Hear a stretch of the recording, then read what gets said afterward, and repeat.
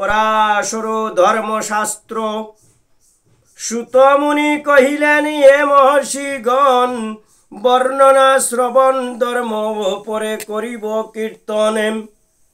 ব্যাসের জনকে পরাশর তপোধন, তাহার নিকটে ইয়া করেন কীর্তন।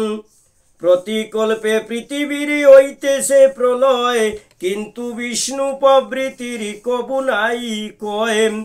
শ্রুতি স্মৃতি সদাচার এই সমুদয়, বিস্তারিত ভাবে বেদে শাস্ত্রে যুক্ত রয়। বেদে শাস্ত্র প্রথমে প্রকাশে পদ্মজুনি, পরে ধর্মশাস্ত্র প্রকাশে নবমুনি। কেবল দানিহি কলি যুগ ধর্ম হয়, এক বৎসরেই হইবে পাপে ফলদয়। কলি যুগে পাপকারী হইবে যে জনে, বিধিমত তাহাকেই করিবে বর্জন। কলিতে বিশুদ্ধাচারে যেই জনে রয়, সমুদয় ধর্ম কর্ম ফল প্রাপ্ত হয়। বেদাদির পূজা সন্ধ্যা জপে মহুমে স্নানে, কলি যুগে এ সকল ধর্মের অসুপানে। অতিথি সেবনকারী ব্রত পরায়ণে, কলি যুগে দুর্লভ সর্বপূজ্য হনে। পরশূন্য পরাজিত করি কত্রগণে, এই যুগে করিবেন পৃথিবী পালনে। বাণিজ্য ও কৃষি কর্মে রবে বৈশ্যতম, শূদ্ররা সবারে শুশ্রূষায় রবে রতম। অবৈজ্ঞ বক্ষণ করে অগম্যাগমনে, চৌর্যাদি কর্মেতে হবে পতিত তখন। দ্বিজগণ হন যদি কৃষি কর্মে রতম, বলিবর্দে লাঙ্গলে না করিবে নিযুক্তম। দ্বিপ্রহর কালে স্নানে করি দ্বিজগণ, যথাবিধি নিত্য কর্ম করিয়া সাধন। পঞ্চযজ্ঞারে দীক্ষা গ্রহণ করিয়াম, ভোজন করাবে বিপ্র বিধান মানিয়াম। তিলি ও তরল দ্রব্য ব্রাহ্মণ নিশ্চয়, মূল্য লয়ে কখনো না করিবে বিক্রয়। সম পরিমাণে ধান্য করি বিনিময়, বিক্রয় করিতে পারে সেই সমুদয়। কৃষিকর্তা বিপ্রনিপতিকে জ্যেষ্ঠ ভাগে, ব্রাহ্মণগণকে ত্রয়োত্রিংশতম ভাগে। তা দানিলে বিংশতিতম ভাগে দেবতায়, শাস্ত্র মতে পাপে লিপ্ত না হইবে তাই। কৃষি কর্মকারী কত্র বৈশ্য শূদ্রগণ, যদ্যপি নির্দিষ্ট ভাগে না করে অর্পণ, তবে চৌর মধ্যে পরিণত হইবে। শাস্ত্রের অবসন ইয়া নিশ্চয় জানিবে। প্রেতেয় জনা শৌচ ব্রহ্মজ্ঞ ব্রাহ্মণ, মাত্র 3 দিবসেই শুদ্ধি প্রাপ্ত হন। 10 দিনে ব্রহ্মবতে ক্ষত্রিয় জুনি চয়, 12 দিবসে ব্রহ্মবিতে বৈশ্য চয়।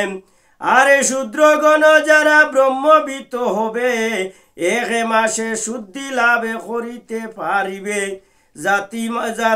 জাতি মাত্রে যেই জনে হইবে ব্রাহ্মণ, 10 দিনে শুদ্ধি লাভে হইবে তখন। জাতি মাত্রে ক্ষত্রিয় সকল দশেতে, জাতি মাত্র বৈশ্য 15 দিবসেতে। আরে জাতি মাত্র শূদ্র যতে সংসারে, 1 মাসে শুদ্ধি লবে শাস্ত্রের অভিসারে। 3 গড়ে অন্য ভিন্ন গড়ে অন্য সপিণ্ডক জ্ঞাতিগণ, থাকিলেও পূর্ণা শৌচ করিবে পালন। অনন্তরে চতুর্থ পুরুষে 10 রাত্রি, পঞ্চম পুরুষে শৌচ হয়ে 6 রাত্রি।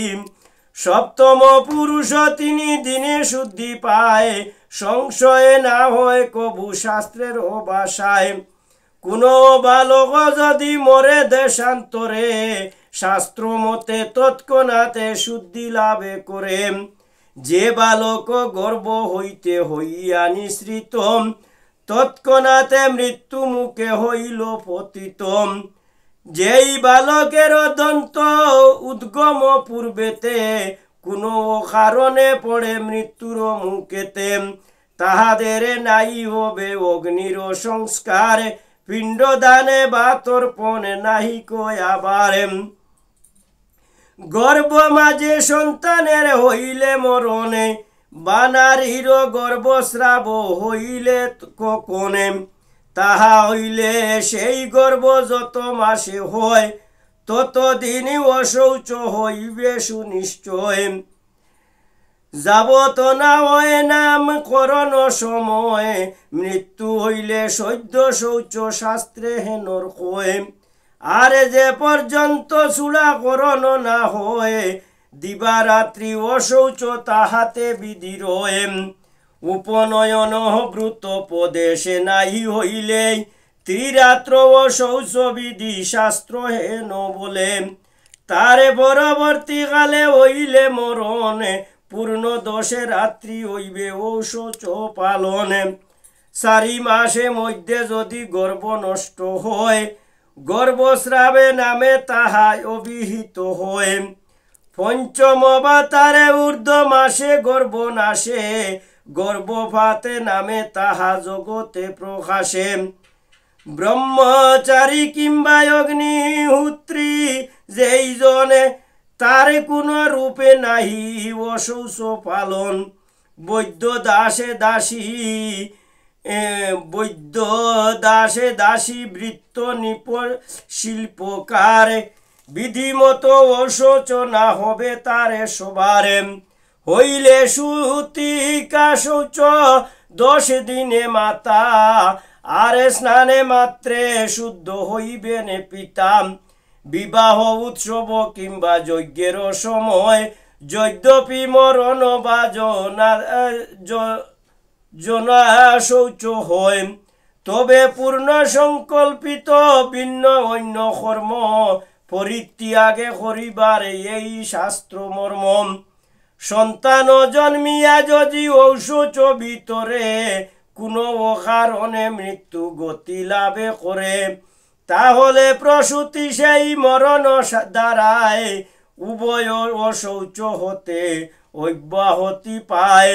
একটি মরণা শৌচ চলিছে যখন, অপর মরণা শৌচ আসিলে তখন। সুশক্ত অশৌচ পূর্ব শৌচের সহিতে, শাস্ত্রবিধি অনুসারে হয় উপনীতে। যদ্যপি গোশালা দিতে হইবে মরণে, মাত্র 1 রাত্রি তাতে অশৌচ পালনে। দহন বহন হইলে অনাথ সবরে, প্রাণায়ামে দ্বারা হবে শুদ্ধি লাভে করে। বহিলে শূদ্রের মৃত্যুদেহ কোনো জনে, ত্রিরাত্র অশৌচ হইবে শাস্ত্রের অবসন। আত্মহত্যা করে উদ্বিগ্নে বিষে পানে, তারে অগ্নি সংস্কার না হইবে বিধানে।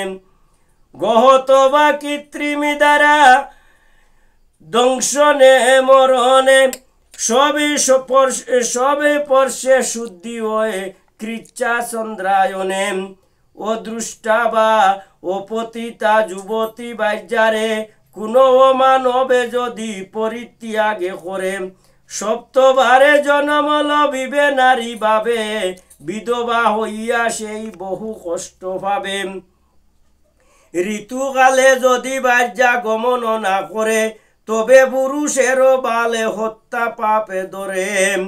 আরে নারী সুকরি হইবে জন্মান্তরে, শাস্ত্রের বসন ইয়া জানিবে অন্তরে।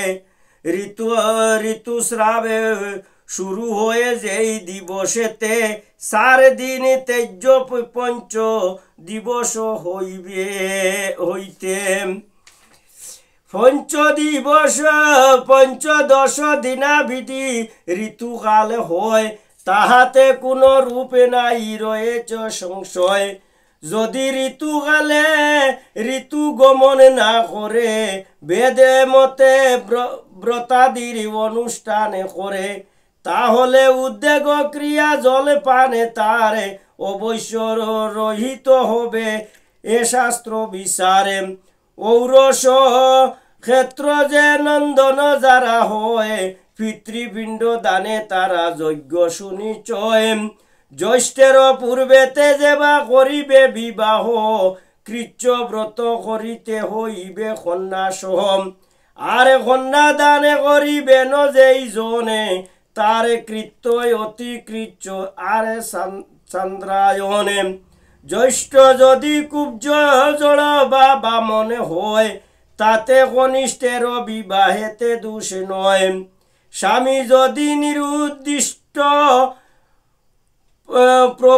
প্রবজাপতিত, ক্লিবি কিংবা মৃত্যু মুখে হইলে নিপতিত। এ পঞ্চ বিপদে কন্যা হইলে উপস্থিত, বিবাহ করিতে পারে অন্যের সহিতে। যেই নারী অনুমৃত্যা হয় স্বামী শোনে, মহানন্দে গতি লোভে অমর ভুবনে। কুকুর প্রবৃত্তি যদি করয়ে দংশনে, গায়ত্রী জপেতে হবে শুদ্ধির কারণ।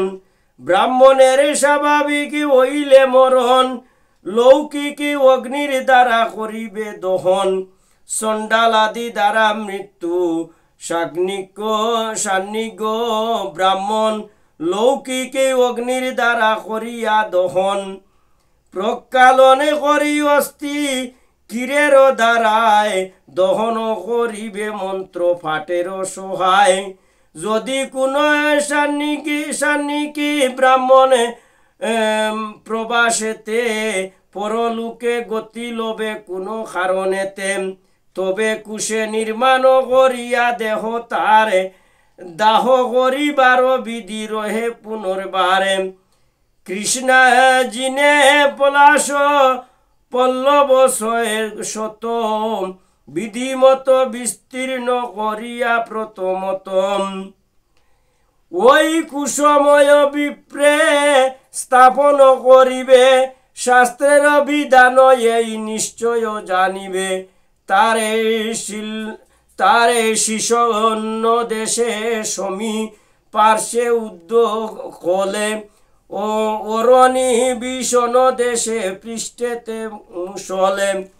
মুখে আর্য স্থালি নয়ন যুগলে, ও স্থাপন করিবে স্তবর উরুস্থলে। দক্ষিণ হস্তেতে জুহু স্থাপন বিধানে, বামে হস্তে যজ্ঞ মাত্র করিবে প্রদান। কর্ণ নেত্র দয়ে নাসিকায় ও বদনে, স্বর্ণখণ্ড প্রদান করিবে সযতনে। এ রূপে সকল বস্তু করিয়া স্থাপন, বিধিমত করে যদি সৎকার সাধনে। মৃত জনে ব্রহ্ম লোকে গমন করয়, তাতে কোন রূপে নাই রয়েছে সংশয়। মন্ত্র পাঠে করি ঐশ্য স্বর্গায় লুকায়, একেবারে গীতা আহুতি দানিবে শ্রদ্ধায়। হংস বকে ময়ূর মেষাদি বিনাশে, শুদ্ধি লোভে একে অহরাত্র উপবাসে। শূদ্রবোধে প্রায়শ্চিত্ত হয় কৃচ্ছব্রত, অতি কৃচ্ছব্রত শুদ্ধি বৈশ্যে হইলে হত।